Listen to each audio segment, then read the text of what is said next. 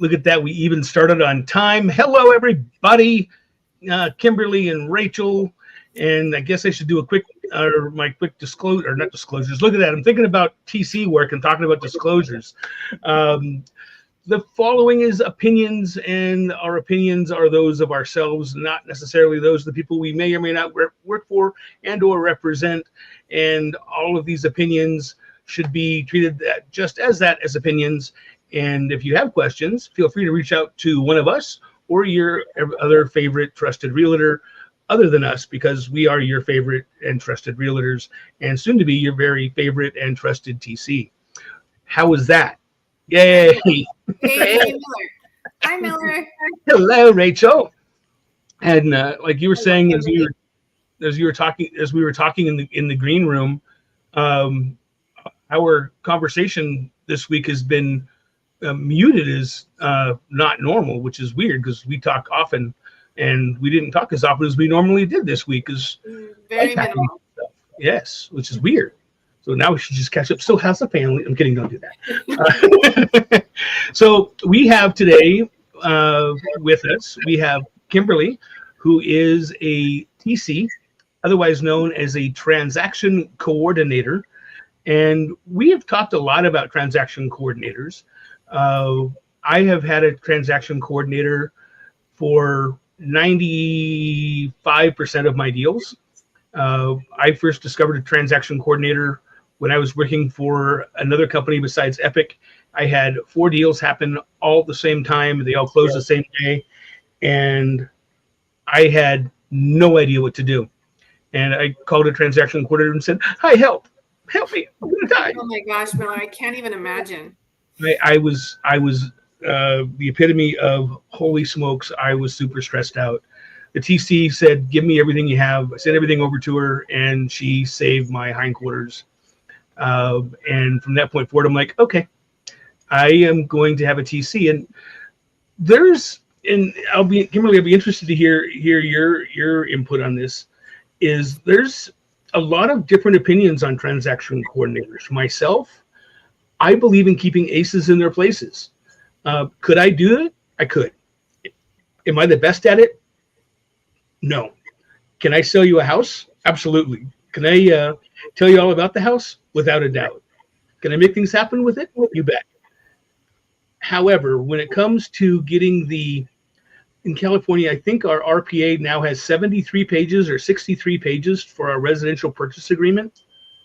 And that's just a lot to try to organize. And Rach, you have a TC over at your office too, I believe, right? We do. We have our amazing assistant in TC, Deanna, and she does an amazing job. And she, TCs are incredibly talented people. They're able to really keep a lot of plates spinning all at one time. And I think as an agent, we all have so much to do. As a TC, as an agent, there's so much to do in that one space. When you put them together, that's just too much work. It's just too much work. Not like one person couldn't do it, especially if you have multiple transactions going. Like, forget it. So yes, we do have a great TC in our office. And Epic does supply a TC, and that's awesome. And Epic's people that use the Epic TC, more power to them. That's awesome. I think that's a great benefit. I prefer having another TC. That's actually Kimberly. That's actually how I met Kimberly. She was a Epic TC and started doing her own thing.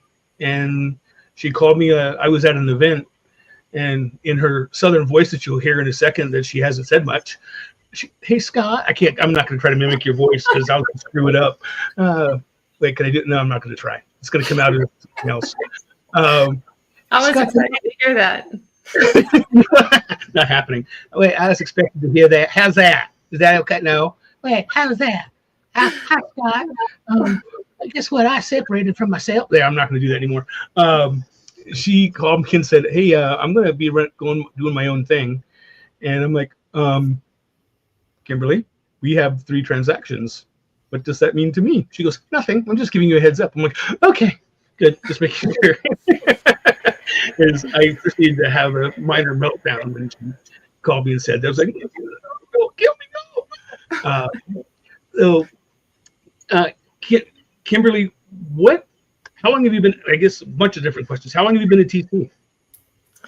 Let's see. Well, I guess we're going on my 6th year. So not very long actually in the whole grand scheme of things, but long enough that I feel like I've got a pretty good handle on it. I just did a thing the other day about seasoned. People talk about seasoned realtors and seasoned, and I'm like, seasoned with what? Black pepper and Tabasco sauce? I think in this day and age, the term seasoned is thrown around way too much. There is so much information available, and if you're open to the information, you can garner that information and make things happen. So you've been doing TC work for 6 years. That's a long, in my world, that's a long time. And what makes me happy about that 6 years is it's current 6 years. If you told me you're doing it for 25 or 30 years, there are TCs that I'm aware of that try to do the same stuff today that they did 30 years ago with the 137 pages of, you probably know off the top of your head, just on the buyer side of a deal in California, there's well over 100 pages and documents and disclosures and you name it, it's there. And that's where you excel is, hey, we need this, we need this, we need this, we need this. And not so much doing it, it's keeping us on the right path. Hey, Scott, I need this document done. Oh, okay. And so it's all done and done appropriately. Kimberly, what did you do prior to being a TC? I'm glad you asked because real estate was the last thing on my mind when I started this business. What I did prior to this was actually agriculture and greenhousing. That's what I thought I would do for the rest of my life. And I said, I will never work a desk job. I will always be working outside, with the plants and stuff like that. Well, I had a surprise, but I had an acquaintance that had just got her real estate license. And at the time, I was freshly divorced, had 2 young children, had moved to California, and I'm, trying to find my way. What am I going to do out here, to make things work? And all of a sudden, she came to me like she had this grand epiphany. It was like, oh my gosh, you need to be a TC. She said, this is perfect. You are detail oriented. You would be great at this. You can do it from home. She was like, this is perfect for your situation. So I also felt like, okay, maybe this is something I need to look into.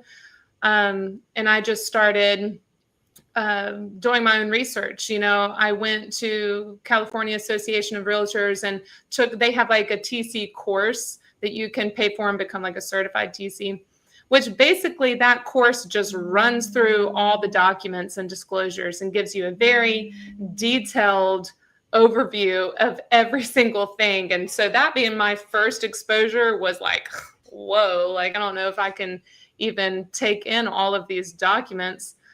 So anyway, it was just a lot of learn as you go. I was asking a lot of questions to other TCs, just getting connected in the community, until finally I was ready to just jump in. I was like, okay, I've just got to find my first client. I've just got to start doing it. And so that's just what I did. Amazing. Do you think that it would be a good idea for real estate agents to take TC courses? Absolutely. Would it make your job easier as a TC if we had that course knowledge behind us? Absolutely. Well, and if we're talking about that particular course that CAR provides, it's really the purpose is really just to understand the documents better. And like a lot of times I'll see an agent wants to achieve a certain goal, but they use the wrong document for it. And then, they think they're trying to help, and they draft this document and get it signed and send it to me. And then I have to say, actually, that's the wrong document. We need to put it on this document. So, the more we all can have a better understanding of the disclosures and which document to use and all the little details like that, the easier it is for everybody. But again, that's another reason to have a TC, because that is our responsibility as a TC, is to be that person you can call and say, what do I do here? Like we are expected to have those answers. So anytime there's a change in forms or updated laws or anything, the TCs are on top of it. We go in and we're having those trainings, the forms trainings and everything, and make sure that we have our stuff straight so we can help the agents, because they're going to be calling and asking. Yeah. And as we know, those documents never change, and no new documents are ever brought to us, right? Never. Why would they do that? The only thing constant is change when it comes to those documents. Mm-hmm. As lost my train of thought. You are familiar with doing California paperwork. Are there any states that you haven't worked with, Kimberly? As far as being other than California, I've done a little bit of Texas. There for a while, I was a regional manager for a large TC company. And so they had files coming in from Nevada, Arizona, Washington, Oregon. So different places like that. I'm not going to claim that I'm expert at any of those. California is really my expertise. But I did get to, stick my toes in the water in some of these other states to see how they work. And it's not as fun as California. We have a lot of documents in California. And I think people may disagree with me, but I like the fact of having a TC that is California exclusive. Is that the right word I want to use? A California exclusive is, again, keeping aces in their places. Is, if that's all you work, that's all you have to worry about. And there's a lot. I saw a residential purchase agreement in Nevada. It was like a half a page. I'm like, really? That's it? Wow. I was like, let me show you mine. The guy's like, wait, let's just do California. Let's just do Nevada. I'm not licensed in Nevada, so sorry. I like the fact that you are California exclusive, as if you will. You've looked at the other ones, so you've seen them. However, you said a key word. I've dabbled in it, but you're not an expert on those. You're an expert in California, which I think is awesome. Do you remember your very first transaction as a TC? Yes, I do. I've thought about calling that agent up a few times, saying, hey, just, sorry about that back then, but, you were my first we all one. Start off green. We can't start knowing everything. It's the same as being a real estate agent. We've passed a test, and it gives us a license to go and learn how to really do it. And it's scary, and it takes a lot of guts to step into a world that we have to exude confidence when inside we're like, oh God. And so we rely on a team. If she would have asked me, I would not have lied, but I did not tell her. But you know what? I was really fortunate that I had, everything closed fine. Everybody got paid. It was just, there were a lot of lessons learned throughout that transaction. And I was so fortunate. I had a really nice agent who was also a TC that I had met when I was doing my cold calls, sending out my marketing emails. And he called me and he said, hey, I just want to let you know, I really like your email. It looks great. I'm also a TC. So I told him, I'm just starting here. I haven't done my first file. And he was so nice. He said, you can call me anytime. And I bet I called him every day for like 6 months. Like, what do I do with this? What do I do with this? This is happening. And so I was just fortunate. I had someone to mentor me to really help me get going. So, yeah. Do you work with agents at different brokerages? Absolutely. And do you find a difference in the process between those brokerages?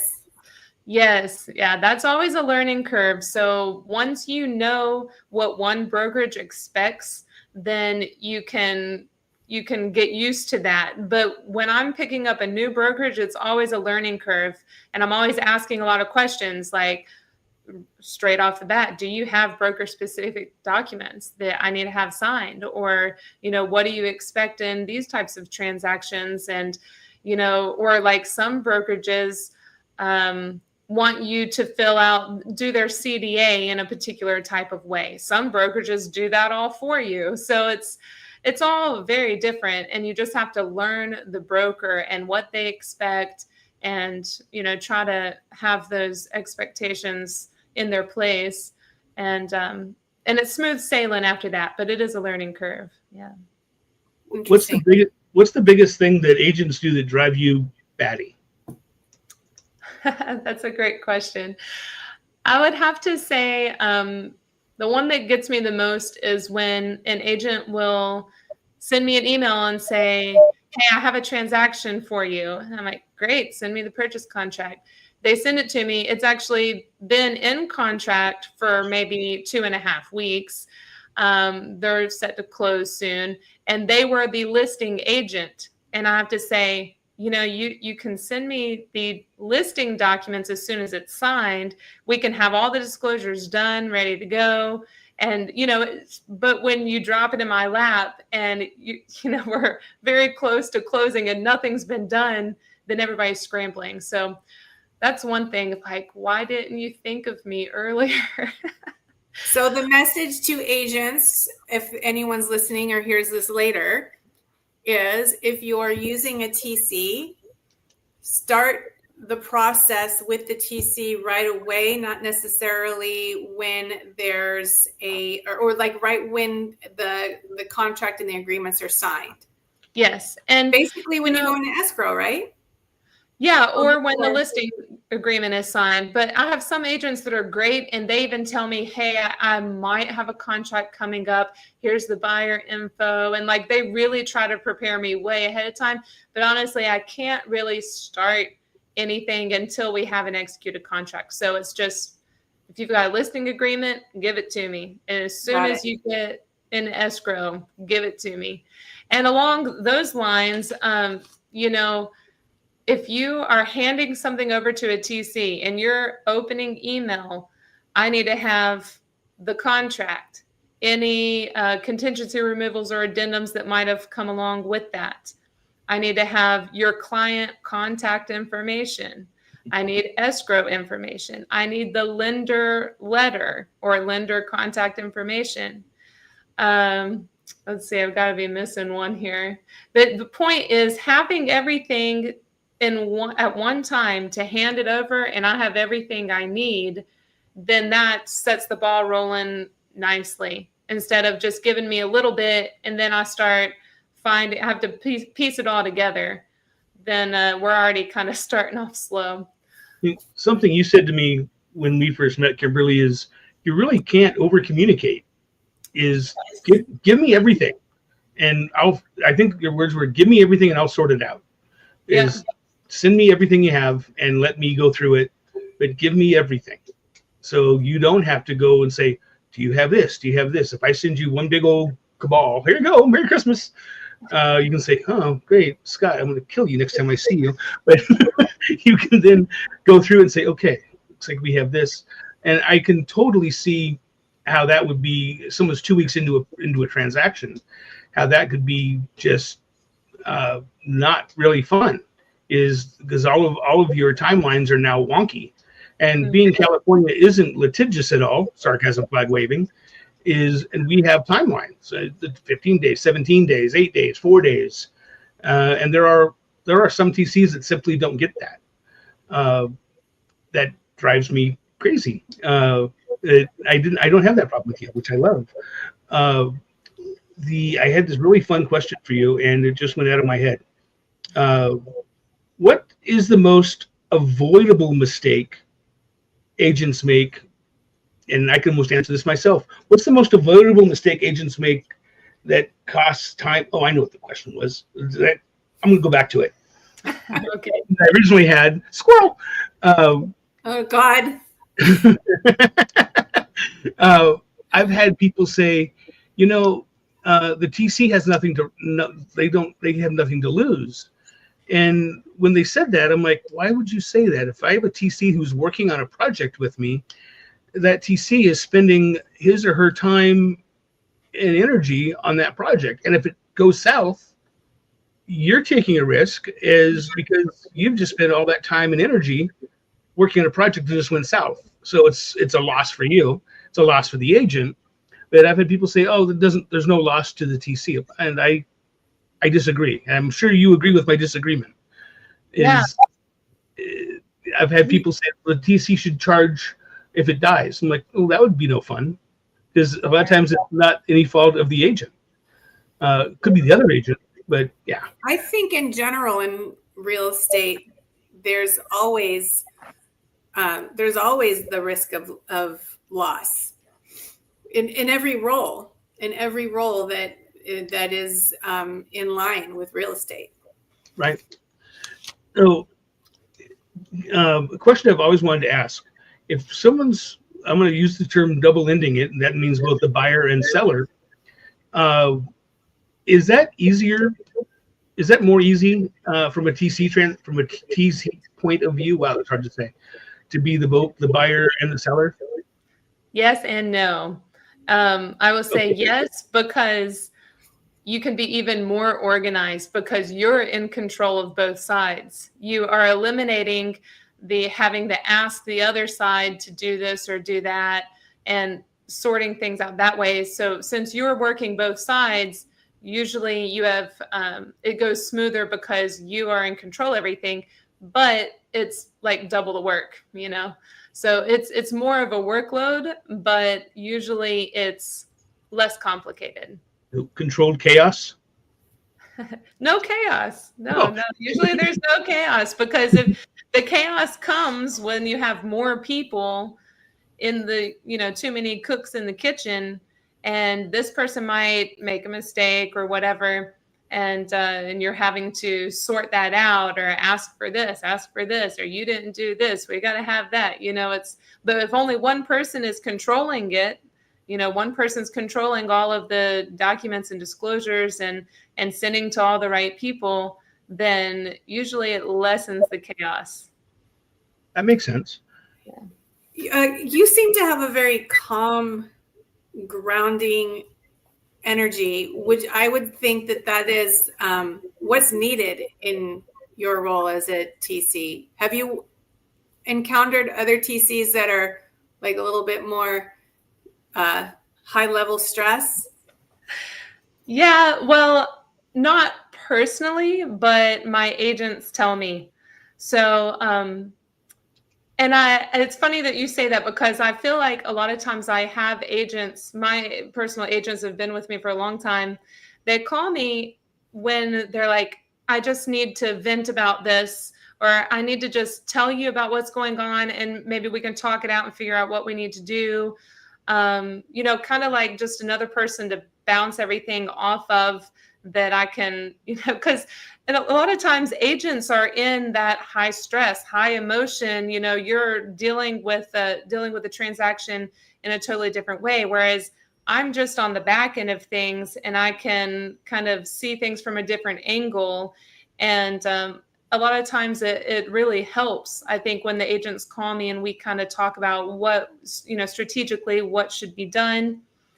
Or I'll have agents who have been with me for a while and they'll say, oh man, that last TC, I couldn't handle them. They were just so rude to me, or they wanted to talk and be snippy to me or act like, this was my fault and nothing was their fault, so I feel like in business, you have to have that humility and just personability and Southern hospitality. You have to be pleasant to work with and be positive, and people have to like you. And that's what real estate is all about, because you can find a real estate agent at every turn. There's plenty of TCs out there too. But if you don't like who you're working with, if they're not pleasant, then it's not worth it. So I really think about that a lot.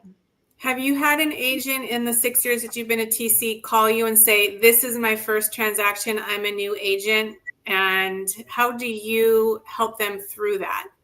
Yeah, that's happened quite a few times. And I love that, because it's, they're like the baby real estate agents, and they're scared and they don't know what to do, and they're depending on you. Talk about humility. Yeah. I'm like their TC mama, trying to help them through the transactions. I see a shirt in your future that says TC Mama. TC Mama. Because I would imagine that anybody in this role could feel like they just don't have the energy to work with somebody who's learning as they go. And, as an agent and coming in, 4 years ago as a new agent, it is very, it's very nerve-wracking to go into conversations with people that have been in the industry for a very long time.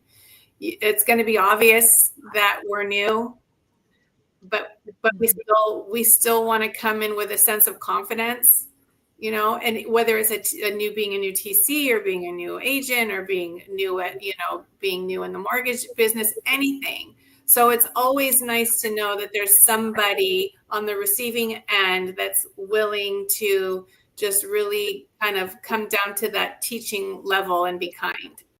We don't find it a lot.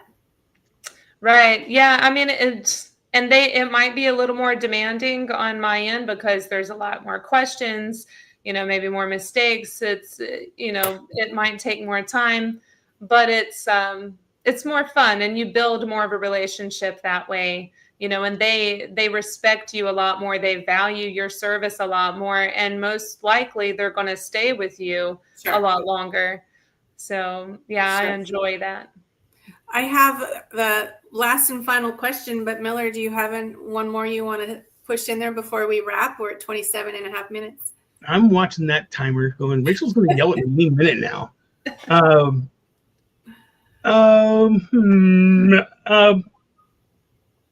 Okay, you lose. Kimberly, what sets you apart from other TCs? Oh, thanks for asking. So, when you start looking for a TC, you'll find in general, they offer basically the same things, but different TCs might offer a little extra perks, you would say. Like for me, let's see if I have one right here, actually. Yeah, okay. At the end of an escrow, I will send, of course, I send a closing email to my agent's clients and say, congratulations, blah, blah, blah, enjoy your new home, something like that.